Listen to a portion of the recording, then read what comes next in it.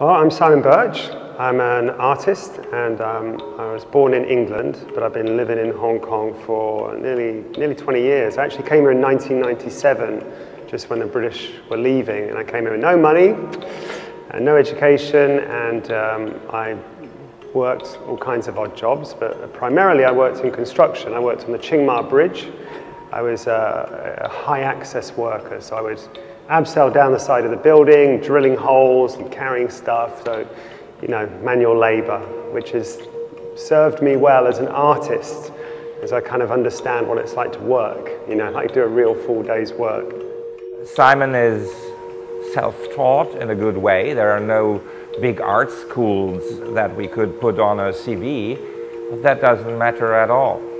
Our world, the art world these days, it is very open for talent, and that's the background. I mean, I've been painting my whole life, but I started staging my own exhibitions, and as soon as I started having some success with that, I used that extra income to produce work in other mediums. I followed his work throughout the ages and throughout his transformation into really a preeminent artist here in Hong Kong, and I think his reach now is becoming global and, to my mind, extraordinarily interesting as an art collector.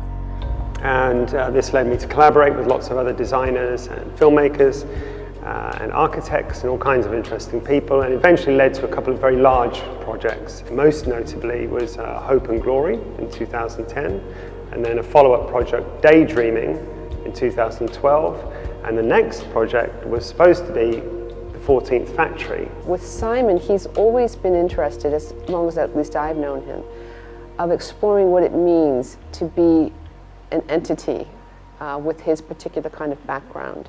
Two projects that were successful were enormously successful.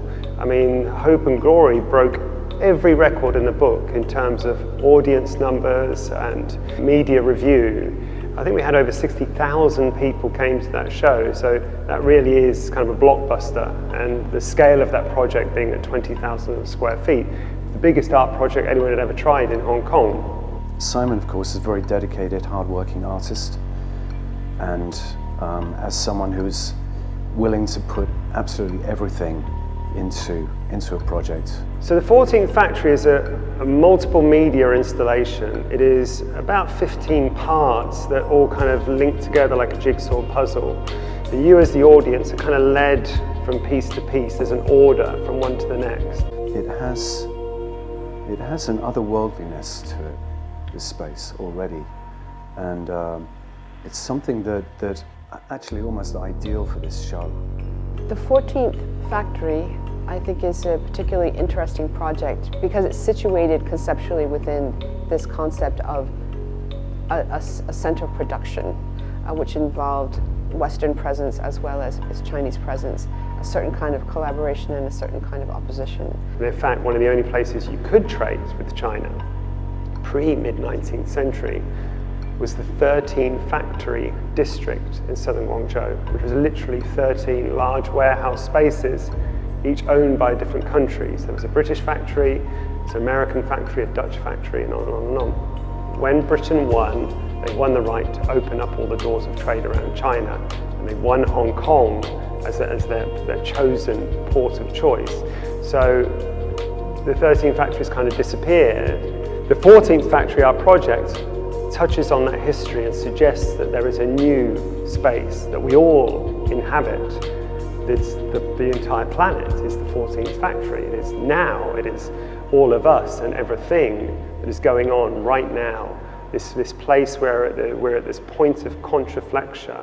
You know, we're on the brink, perhaps of collapse, perhaps of redemption, perhaps of reinvention, but we are at a vital and urgent time in history.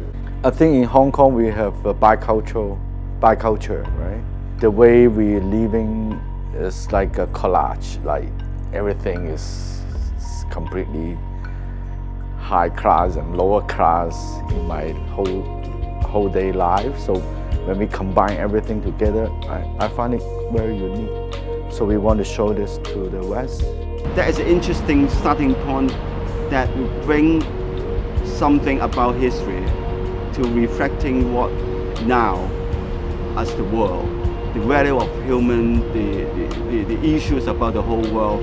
I think that is the chemistry, that will be the beauty of art, that how we referring or reflecting, receive from the audience side. So that is what the project talks about, and it talks about it in this procession of large installations that you wander through. So a complete immersive experience over a couple of 100,000 square feet in this heritage building. So it's the perfect venue in the perfect city, perhaps.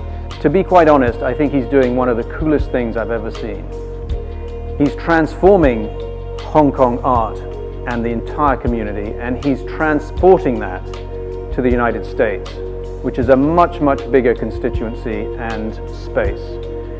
It's a very bold move, and I'm very optimistic that New York will understand what it's all about, because it's in a way self-explanatory. It is a really big splash that will send shock waves through, even through something like the New York scene that has seen almost everything already. The priority is, of course, to present the best piece of art possible. I mean, that's what we're really interested in doing, making an amazing piece of art and sharing it with the world. So we see it as a cultural contribution, hence it's a non-profit project. We're not looking to sell any of the work. We are not trying to make any money. There's no ticket price. And we are implementing a very well-organized educational community outreach program.